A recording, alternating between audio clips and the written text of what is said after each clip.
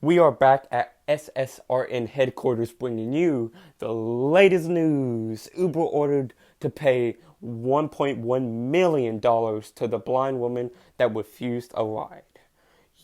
Uber has been ordered to pay $1.1 million to a blind woman who was refused rides on 14 occasions.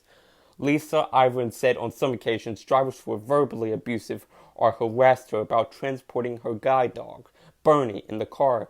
One driver allegedly cut her trip short after falsely claiming to have arrived at her destination. An independent attributor ruled Uber's drivers had illegally discriminated against her due to her condition. It rejected Uber's claim that the company itself was not liable because it argued its drivers had the status of contractors rather than employees. Mistress arriving from San Francisco said she had worried about her safety after being stranded multiple times late at night due to being rejected by drivers. She also alleged that canceled rides also led to her being late for work, which contributed to her being fired from her job. The behavior from drivers continued despite her complaining to Uber, she said.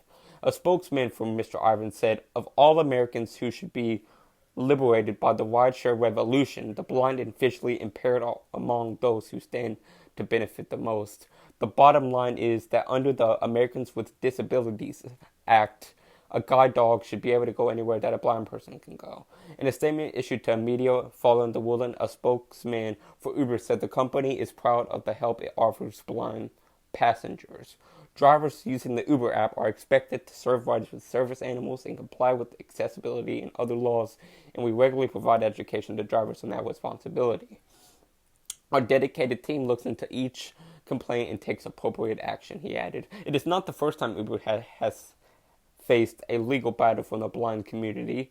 In 2014, the National Federation of the Blind in the U.S. sued the ride-sharing app over guide dog regulations. The case was settled in 2017 when Uber agreed to ensure its drivers knew they were legally obligated to provide service to people with guide dogs.